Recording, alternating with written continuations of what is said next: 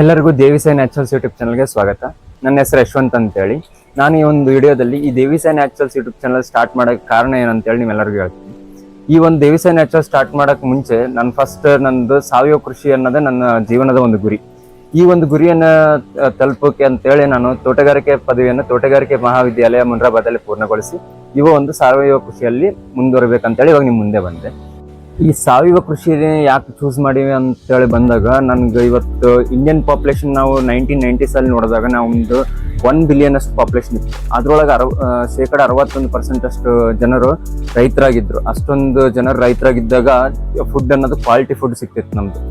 ಮತ್ತು ಇವತ್ತು ನಮ್ದು 2026 ನೋಡಿದಾಗ ನಮ್ದು ವರ್ಲ್ಡ್ ಪಾಪ್ಯುಲಸ್ ಕಂಟ್ರಿ ಅಂದ್ರೆ ಅತಿ ಹೆಚ್ಚು ಜನ ಇರೋ ಒಂದು ದೇಶ ಅಂದ್ರೆ ನಮ್ಮ ಭಾರತ ಆಯ್ತು. ಇವತ್ತು 1.46 ಬಿಲಿಯನ್ ಅಷ್ಟು ಜನರು ಅದಾರ. ಇದರಲ್ಲಿ ಆದ್ರೆ ರೈತರ ಸಂಖ್ಯೆ ಕಮ್ಮಿ ಆಯ್ತು, 41% ಇಳಿತು. ಆದ್ರೆ ಈ ಒಂದು ಇಳೋದ್ರಿಂದ ಒಬ್ಬ ರೈತನ ಮೇಲೆ ಜಾಸ್ತಿ ಭಾರ ಬಿತ್ತು, ಅಂದ್ರೆ ಜಾಸ್ತಿ ಬೆಳಿಬೇಕು ಅನ್ನೋದು. ಈ ಒಂದು ಕಾರಣಕ್ಕೆ ಏನಾಯ್ತು ಅಂದ್ರೆ ನಮ್ದು ಇವತ್ತು ಸಾವಯವ ರೀತಿ ಅನ್ನೋದು ಯಾರ ಹತ್ರನೂ ಇಲ್ಲ. ಸಾವಯವ ರೀತಿಯಲ್ಲಿ ಬೆಳಿಬೇಕನ್ನೋದು ಬಹಳ ಕಮ್ಮಿ ಆಗ್ಬಿಟ್ಟದ. ಆದ್ರೆ ಎಲ್ಲರಿಗೂ ಏನಂತೈತೆ ಅಂದ್ರೆ ಸಾವಯವ ರೀತಿಯಲ್ಲಿ ಬೆಳೆದಿದ್ದ ಉತ್ಪನ್ನಗಳನ್ನ ಸೇವನೆ ಮಾಡ್ಬೇಕನ್ನೋದು ಎಲ್ಲರಿಗೂ ಬಹಳ ಇಷ್ಟ ಐತೆ. ಅದಕ್ಕೆ ಕುತೂಹಲನೂ ಐತೆ ಎಲ್ಲರೂ ಸಾವಯವ ರೀತಿಯಲ್ಲಿ ಬೆಳೆದಿದ್ದ ಉತ್ಪನ್ನಗಳ ಮೇಲೆ. ಆ ಒಂದು ಕಾರಣಕ್ಕೆ ಈ ಒಂದು ಸಾವಯವ ಕೃಷಿಯನ್ನು ಮಾಡ್ಬೇಕಂತೇಳಿ ಮುಂದೆ ಬಂದೆ. ಕೃಷಿ ಮಾಡೋದು ಸುಲಭ ಅಲ್ಲ ಅನ್ನೋದಕ್ಕಿಂತ ಮುಂಚೆ ಪೇಷನ್ಸ್ ಅನ್ನೋದು ಬೇಕು ನಮ್ಗಂದ್ರೆ. ಸ್ವಲ್ಪ ತಾಳ್ಮೆ ಇರ್ಬೇಕು ನಮ್ಗೆ. ಇದಕ್ಕಂದ್ರೆ ನಮ್ದು ಇವತ್ತು ಮಣ್ಣಿನ ಫಲವತ್ತತೆ ಅನ್ನೋದು ಕಳ್ಕೊಂಡ್ಬಿಟ್ಟಿವಿ ನಾವು. ಮಣ್ಣಿನಲ್ಲಿ ಫಲವತ್ತತೆ ಅನ್ನೋದಿಲ್ಲ. ಆ ಒಂದು ಕಾರಣಕ್ಕೆ ನಾವು ಇವತ್ತು ಸಾವಯವ ರೀತಿಯಲ್ಲಿ ನಾವು ಮುಂದುವರಿಬೇಕಂದ್ರೆ ಮಿನಿಮಮ್ 3 ವರ್ಷ ಅನ್ನೋದು ನಮ್ದು ಒಂದು ಪೇಷನ್ಸ್ ಅನ್ನೋದು ಇರಬೇಕು. ಸ್ವಲ್ಪ ತಾಳ್ಮೆ ಅಂದಿದ್ರೆ ಅದೇನಾಗುತ್ತೆ ಅಂದ್ರೆ ಮಣ್ಣು ಅದಕ್ಕೆ ಫಲವತ್ತತೆಯನ್ನು ಅದೇ ಮತ್ತೆ ರಿಟರ್ನ್ ಆಗಿ ಗೇನ್ ಮಾಡುತ್ತೆ. ಆ ಒಂದು ಮಾಡ್ಬೇಕಾದ್ರೆ ನಾವು ಏನೇನ್ ಮಾಡ್ಬೇಕಂದ್ರೆ ನಾವು ಜೈವಿಕ ಗೊಬ್ಬರಗಳನ್ನು ಉಪಯೋಗ ಮಾಡ್ಬೇಕು. ಜೈವಿಕ ಗೊಬ್ಬರಗಳಂದ್ರೆ ಅವು ಜೀವಾಮೃತ ಅಂತೀವಿ, ಪಂಚಗವ್ಯ ಅಂತೀವಿ. ಇವನ್ನೆಲ್ಲ ಯಾವ ತರ ರೆಡಿ ಮಾಡ್ಬೇಕು, ಯಾವ ತರ ಯೂಸ್ ಮಾಡ್ಬೇಕು, ಇವೆಲ್ಲ ಮಾಡಕ್ಕೋಸ್ಕರ ಒಂದು ದೇಸಿ ಆಕಳ ಅನ್ನೋದು ಬೇಕಾಗುತ್ತೆ ನಮ್ಗೆ.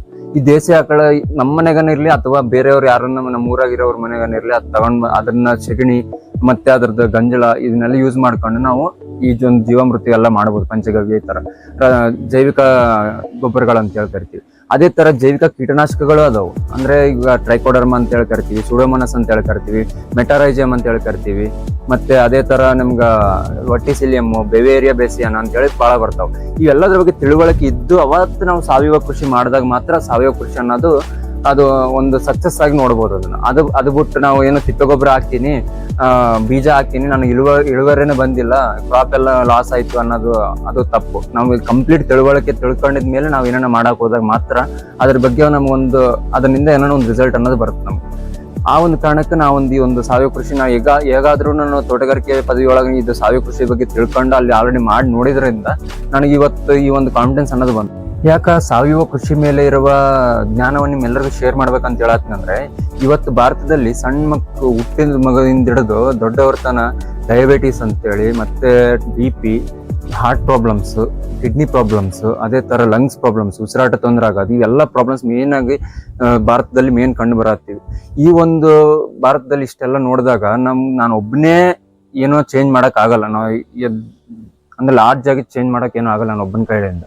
ಅಂದ್ರೆ ನನ್ನ ಹತ್ರ ಇರೋ ನಾಲೆಜು ಯಾರ್ಯಾರಿಗೂ ಈ ಸಾವಯವ ಕೃಷಿ ಮೇಲೆ ಸ್ವಲ್ಪ ಕುತೂಹಲ ಐತೆ ಅವ್ರೆಲ್ಲರಿಗೂ ಈ ನಾಲೆಜ್ ಶೇರ್ ಆಯ್ತಂದ್ರೆ ಆ ನಾಲೆಜ್ ಇಂದ ಅವರು ನಂತರನೇ ಈ ತರ ಸ್ವಲ್ಪ ಸಾವಯವ ರೀತಿಯಲ್ಲಿ ಉತ್ಪನ್ನಗಳನ್ನ ಪ್ರೊಡಕ್ಷನ್ ಮಾಡಿದಾಗ ಏನಾಗುತ್ತೆ ಅಂದ್ರೆ ಎಲ್ಲರಿಗೂ ಸಾವಯವ ರೀತಿಯಲ್ಲಿರೋ ಉತ್ಪನ್ನಗಳೆಲ್ಲ ಸಿಕ್ಕಿ ಆರೋಗ್ಯಕರವಾಗಿದ್ರೆ ಅದು ನಮ್ಮ ಭಾರತಕ್ಕೆ ಒಳ್ಳೇದಂತೇಳಿ ಈ ಒಂದು ಕಾರಣಕ್ಕೆ ಈ ಒಂದು ಯೂಟ್ಯೂಬ್ ಚಾನಲ್ ಅನ್ನ ಸ್ಟಾರ್ಟ್ ಮಾಡಿದ್ದೆ.